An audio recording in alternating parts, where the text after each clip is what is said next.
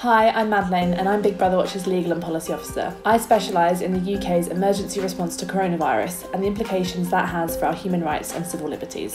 2021 is off to a pretty bad start. The UK has been plunged back into lockdown while coronavirus cases continue to soar. Here's the top 5 things you need to know about this month's draconian response. Number 1. Excessive policing. The government announced a crackdown on rule breakers, pointing the finger of blame at ordinary people instead of focusing on their own chaotic pandemic mismanagement. If you don't follow these rules, then the police will enforce them. We'll not waste time trying to reason with them. And our police officers are now moving more quickly to issue in the fines where people are clearly breaching coronavirus regulations. And I will back them to do so. Police have been clamping down on people safely going for walks, throwing snowballs, sitting on benches and playing Pokemon Go. Hundreds of prosecutions under COVID laws have already been overturned because police don't understand their laws they're supposed to be enforcing. We think thousands of COVID fines have also been issued unlawfully, but since the government won't let people appeal them unless they go to court, many of them remain unchallenged. We're calling for a full-scale review of all COVID fines and a route to appeal.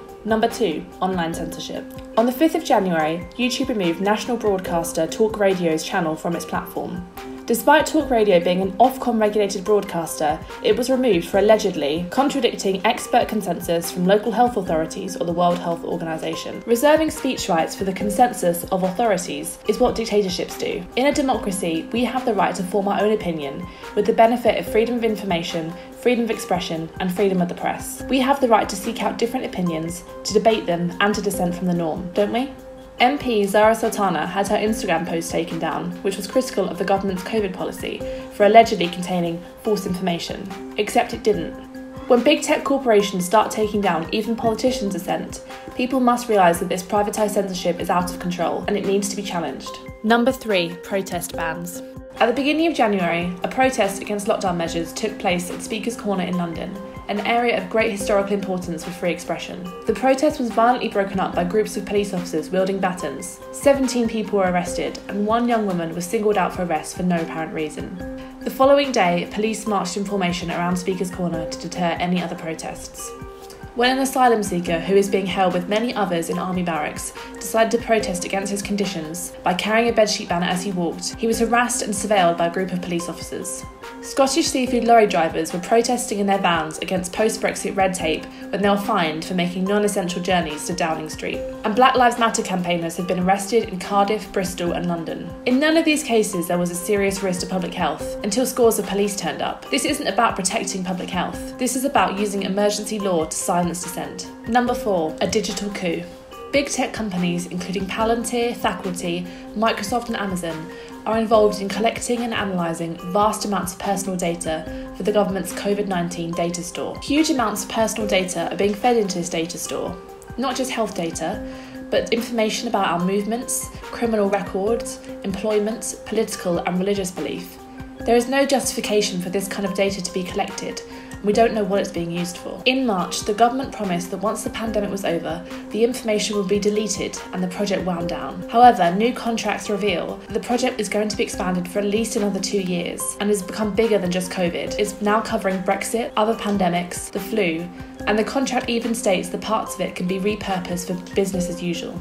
We can't let this data black hole become business as usual. The public deserves to have control over how its data is being used and what it's being used for. Number 5. Vaccine passports.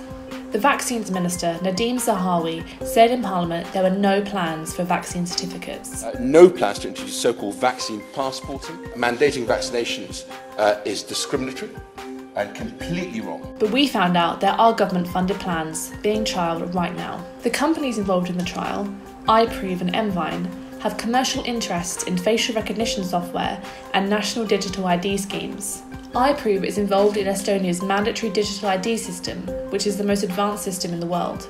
Incidentally, Estonia and the World Health Organization are working together to create a smart digital vaccine certificate with a view to playing a huge role in global digital health governance. The purpose of a vaccine passport is to allow governments and businesses to demand access to people's IDs on a daily basis and restrict access to services, transport and workplaces on the basis of whether or not a person has been vaccinated. This would be vaccine coercion and would create a two-tier society with people being excluded on the basis of their health status. It would exclude people who do not wish to use a smartphone, whether due to age, income or choice. It would exclude people with less access to healthcare, such as undocumented migrants. It would exclude people who are currently unable to get the vaccine, such as pregnant people or people with severe allergies. It would exclude people, whether due to philosophical or religious belief, or for any other reason, who choose not to have a vaccine. Vaccine passports would create the backbone of an oppressive digital ID system, which before long would span medical, work, travel and biometric records for each and every one of us. We're working hard to stop plans for mandatory vaccine certificates.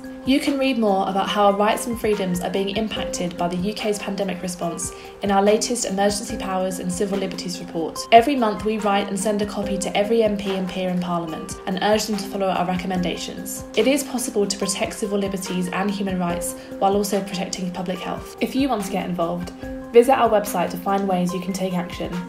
You can become a supporter for as little as £2 a month or join our mailing list to receive campaign alerts. Big Brother Watch is a small organisation and your support is vital for our success. Finally, if you need advice or help, please drop us an email at info@bigbrotherwatch.org.uk.